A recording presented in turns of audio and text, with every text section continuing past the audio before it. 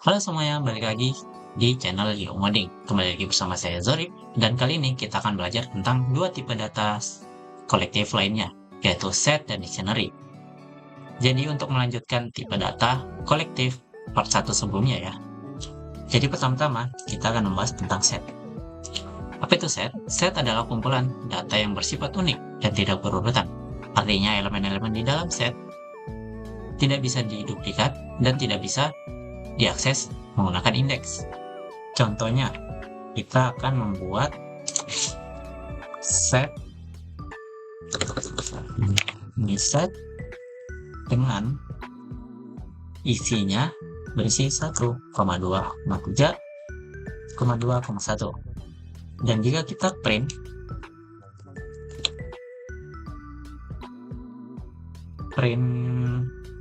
set tersebut, maka yang tampil hanyalah 1, 2, dan 3 karena terdapat duplikat 2 dan 1 di belakang set tersebut. Lanjut ke sifat-sifat dari set. Jadi set memiliki beberapa sifat. Yang pertama, tidak mengizinkan elemen ganda. Kedua, tidak terurut dan tidak bisa diakses dengan menggunakan indeks. Baru ketiga, mutable atau bisa ditambah atau dihapus. Lalu keempat, mendukung operasi matematika seperti gabungan dan irisan. Lanjut ke operasi set. Jadi di dalam set kita dapat menambah, merubah, menghapus, dan juga dapat menggabungkan, dapat melakukan irisan, dan juga selisih pada set. Kita coba di sini. Jadi kita akan buat dua set terlebih dahulu ya. Kita buat set dengan nama A. Kita beri isinya itu 1, 2, dan 3. Lalu kita buat set B yang bernilai 3,4,5. Dan untuk pertama, kita akan menambahkannya terlebih dahulu ya. Kita ingin nambahkan yang A. Kita akan tambah nilai berapa kira-kira? Kita akan tambah nilai 5. Lanjut ke B. Kita ingin hapus nilai 3 pada B. Kita menggunakan discard. Pada B kita ingin hapus 3. Kita coba print terlebih dulu. A ke print B. Kita jalankan. Akan terlihat di sini. Jadi kita akan menambahkan 5 pada A dan kita menghapus 3 pada B. Kita coba menggunakan gabungan. Kalau gabungan tuh kita akan buat variabel terlebih dulu, gabungan. Dimana gabungan itu menggunakan simbol tegak seperti ini. Lalu menggunakan 2 set. Lalu kita coba print variabel gabungan, maka akan menampilkan gabungan dari kedua set tersebut. Jadi, karena sama seperti sebelumnya, tidak boleh terdapat duplikat pada set. Jadi, jika ini digabungkan, 1, 2, 3, dan digabungkan dengan 3, 4, 5, yang duplikat, yaitu 3, tidak akan ditampilkan 2 kali. Jadi, ditampilkannya sekali saja. Lanjut ke irisan.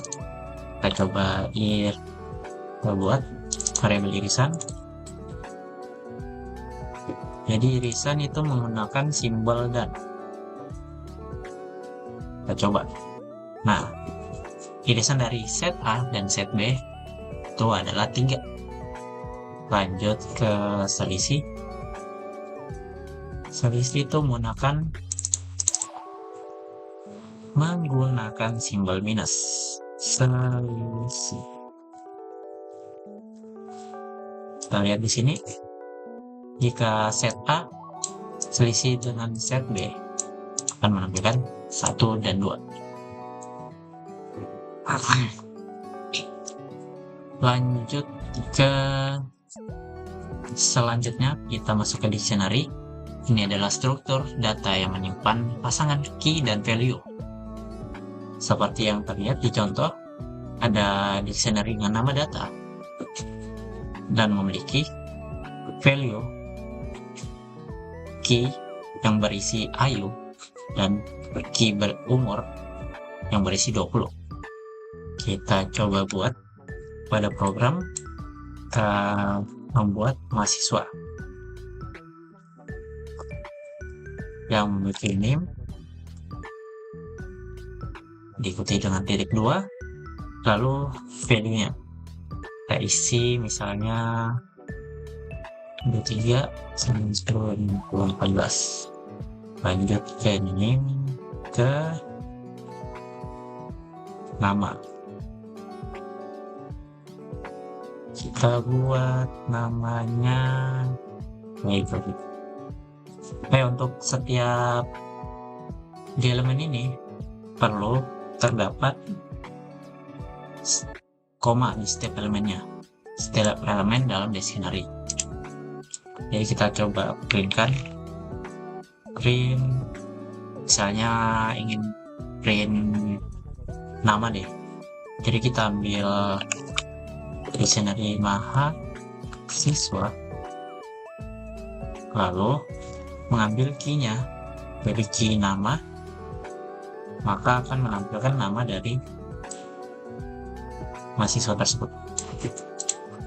Oke, lanjut ke sifat dictionary. Jadi di dalam dictionary itu key harus unik, jadi tidak boleh sama dengan key lainnya. Baru lanjut ke tiap elemen adalah pasangan key dan value. Jadi seperti ini. Dalam elemen ini key dan value, terdapat key dan value dipisah dengan titik dua. Lalu nilai dapat diubah, ditambah ataupun dihapus. Lalu keempat, bisa diakses melalui key, bukan melalui indeks. Oke, masuk ke operasi dictionary. Jadi dalam dictionary itu kita dapat mengaksesnya, menambah, mengubah atau menghapus, baru mengecek kunci, lalu melakukan iterasi pada dictionary. Kita coba,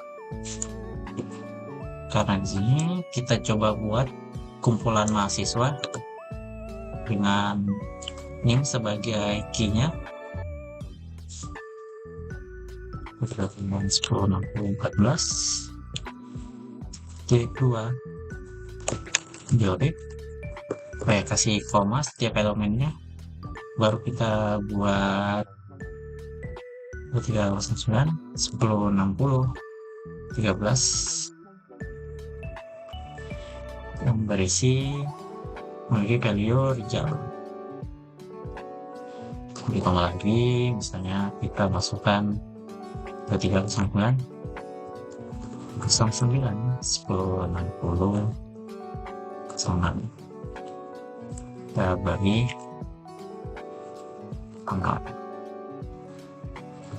Oke, untuk mengaksesnya tentu menggunakan mahasiswa, lalu memakai key yang ingin kita akses. Kita ingin akses mungkin nama dari Rijal. Kita menggunakan key-nya, yaitu menggunakan name dari Rijal tersebut. Kita langsung coba saja. Ketemu Rijal. Lalu jika ingin menambahkan, kita perlu menggunakan membuat key yang baru, dan itu tentunya harus unik, tidak boleh sama dengan key lainnya dalam dictionary tersebut. Kita buat mahasiswa dengan name-nya 9 10 10. Itu diisi dengan karya, dan jika kita menampilkannya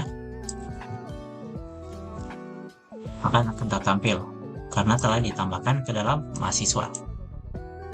Lalu jika ingin mengubahnya, misalnya kita ingin mengubah Amar, kita hapus saja ini 06, kita ubah jadi Arya.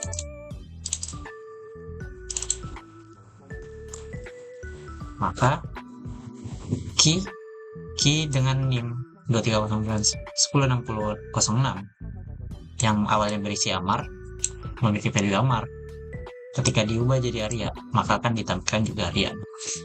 Oke, kita coba hapus. Misalnya jika ingin menghapus pop untuk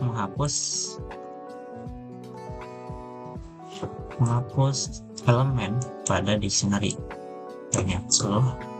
Ini langsung copy saja, kita hapus ini. Kalau kita jalankan, maka tidak ada, karena telah dihapus pada mahasiswa dengan NIM 2309106006. Oke, lanjut ke iterasi. Iterasi sendiri itu menggunakan perulangan. Jadi kita perlu menggunakan perulangan for, kita menggunakan NIM dan nama sebagai variabel dalam perulangan, dan kita akan mengambil mahasiswa items.